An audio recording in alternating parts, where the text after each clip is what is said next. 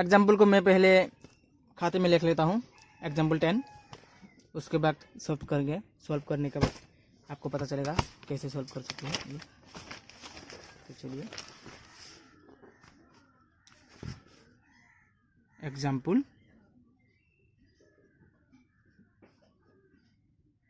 10। Show that, question को मैंने लिख लिया। Show that the function f maps n to n given by f1 equal to f2 is equal to 1 and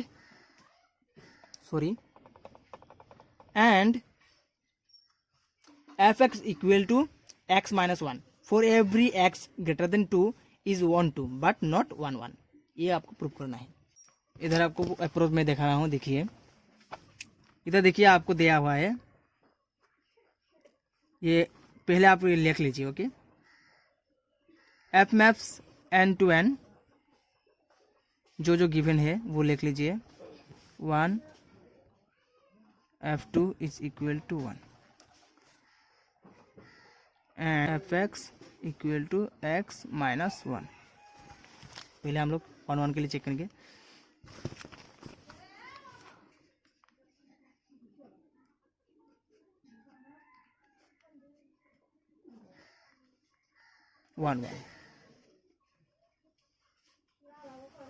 इधर देखिए मैं क्या लिख रहा हूँ, मैं डायरेक्ट लिख रहा हूँ कि f इज नॉट 1 1। f एक 1 1 नहीं है। रीजन देखिए, एज f1 जो है f2 का इक्वल है, वो इससे हम लोगों को जो इमेज मिल रहा है सिर्फ 1। यानी ये देखिए, ये जो मान है ये और ये 1 and 2, ये x का मान है। देखिए x का दो मान डालने से, मान लीजिए ये x1 है और ये x2 है, दो मान डालने से हम लोगों को सिर्फ एक ही इमेज मिल रहा है, वो क्या है 1। मैं ये समझाने के लिए कर रहा हूँ। ओके, इधर से तो हो गया है। अभी आपको एक डायग्राम यानी एक ड्रॉ करना है फंक्शन का diagram.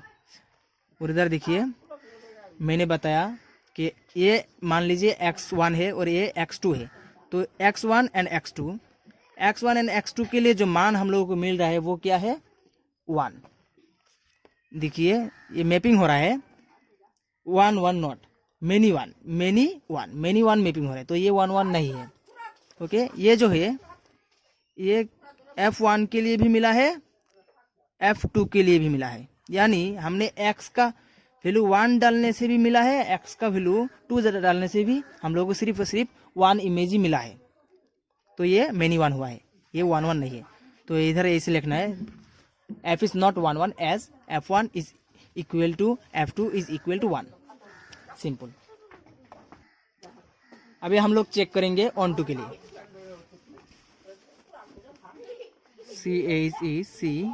CHECKING checking for onto. मेरा हिंदी थोड़ा वीक है, ओके, समझने की कोशिश कीजिएगा, हर बार आ जाता हूँ थोड़ा।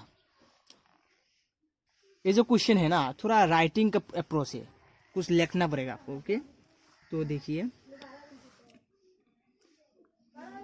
अभी चेकिंग फॉर ऑन टू, पहले आप क्वेश्चन लिख सकते हैं। जैसे f maps n to n था 1, f1 इज इक्वल टू वो था 1, x वो था x माइनस 1। इधर देखिए लेट fx लिखना है 1 y और ये होगा इक्वल टू x1। तो इधर से हम लोगों को मिला है y is equal to x minus 1, तो x होगा इक्वल टू y प्लस 1। ये हुआ हमारा अप्रोच। अभी देखिए हमारे पास ऑलरेडी है, इधर लिखना है वी हैव ऑलरेडी, हमारे पास पहले से ही है y इज इक्वल टू 1, हमारे पास पहले से ही y इक्वल टू 1 है जो बिलोंग्स करता है n। ये देखिए ये y का मान है। ओके, ये जो मिला है हम लोगों को डालने से इधर 1, एक्स का वैल्यू 1, वाई का वैल्यू एक्स का वैल्यू 2 डालने से हम लोगों को जो मिला है वो 1 मिला है, और ये 1 है वाई का वैल्यू। तो इधर हम लोगों को बस लिखना है we have already 1 which belongs to n, यानी नेचुरल नंबर। तो ये तो हुआ। नाउ इधर लिखना है now we can substitute, can SUBS substitute, we can substitute all remaining numbers, all remaining REMAINING, all remaining numbers। हम लोग बाकी सारा के सारे नंबर सब्स्टिट्यूट कर सकते हैं। जैसे कौन कौन सा नंबर, लाइक या सच एज लिख दीजिए, सच एज हम लोग डाल सकते हैं 2, 3, 4, 5 अप टू इन्फिनिटी तक हम लोग डाल सकते हैं। और वो हम लोग डालने से क्या मिलेगा, नेचुरल नंबर हम लोगों को मिलेगा, नेचुरल नंबर। ये सारा का सारा नंबर डालने से हम लोगों को क्या मिलेगा, वो सारा नंबर एक नेचुरल नंबर ही होगा। ये देखिए इधर हम लोगों के पास पहले से ही y का एक वैल्यू है, वो क्या है 1, और वो नेचुरल नंबर है। और हम लोग बाकी सारा का सारा नंबर इधर डाल सकते हैं। इधर 1 डाल सकते, इधर 2 डाल सकते हैं। 2 डालने से हम लोगों को मिलेगा 3, इधर 4 डाल सकते हैं, इधर 3 डाल सकते हैं, इधर 5 डाल सकते हैं, इधर अप टू इन्फिनिटी तक डाल सकते हैं। और positive number, positive integral number सारा का सारा हम लोग इधर डाल सकते हैं। ओके, तो सो हम लोग कह सकते हैं कि जो फंक्शन जो है उसका रेंज क्या आएगा, रेंज ऑफ फंक्शन क्या आएगा, all positive integral number, all positive integer, POSITIV, positive integer. तो देखिए हमारा जो रेंज है इस फंक्शन का वो ऑल पॉजिटिव इंटीजर होगा। और पॉजिटिव इंटीजर आपको पता है 1 होता है, 2 होता है, 3 होता है, 4 होता है, 5 होता है, ऑल पॉजिटिव इंटीजर। हैंस हम लोग कह सकते हैं जो रेंज हम लोगों को मिला है वो नेचुरल नंबर ही मिला है। ये थोड़ा लिखने का अप्रोच है, ओके, समझाने के लिए अप्रोच है। हैंस हम लोगों को जो मिला है यानी रेंज जो मिला है फंक्शन का नेचुरल नंबर ही है। देयरफॉर हम लोग कह सकते हैं कि ये फंक्शन